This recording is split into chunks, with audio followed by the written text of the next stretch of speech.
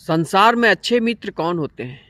जो अच्छे मित्र होंगे वे तुम्हारे मुंह पर तुम्हारी सच्चाई का बयान करेंगे, तुम्हारे सच्चाई को अवगत कराएंगे। और तुम यदि इन बातों से क्रोधित हो गया तो फिर आगे वो नहीं बताएगा।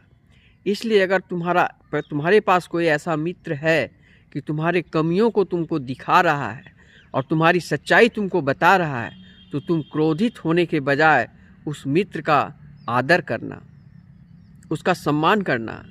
लेकिन आज के लोग क्या करते हैं, जो झूठी तारीफ करते हैं ना, उससे सुनकर वो प्रफुल्लित हो जाता है, आनंदित हो जाता है।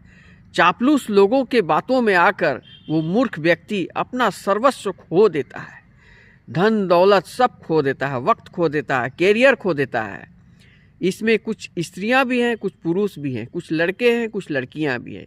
इसलिए मूर्ख दोस्त से अच्छा चालाक दोस्त अच्छा होता है।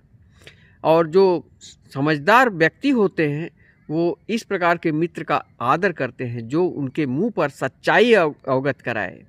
और अगर तुम्हें कोई तुम्हारे मुंह पर सच्चाई अवगत करा रहा है तो तुम समझ लो कि ये तुम्हारा परम मित्र है। लेकिन झूठी तारीफ करने वाला अगर कोई मित्र है तो समझ लो कि ये तुम्हारा शत्रु है और तुमको बहका कर फुसला कर तुमसे अपना लाभ लेकर फूट जाता है। और बाद में तुम्हारे पीठ पीछे वो कहता है कि बंदा इतना बड़ा मूर्ख है कि क्या पता है, आज इससे मैंने लूट कर खा लिया, आज कल इसको और मुर्गी बनाऊंगा। इस प्रकार के इस अभी के दौर में कुछ लोग हैं जो दूसरे को ठग कर, दूसरे को लूट कर, किसी को बहका कर मूर्ख लोगों के तलाश में रहते हैं और जिससे वो खाकर बहुत आनंदित होते हैं। लेकिन ये दुख की बात ये है कि उनको भी एक दिन पछताना पड़ेगा, सारा किया कराया एक दिन उनको भोगना पड़ेगा।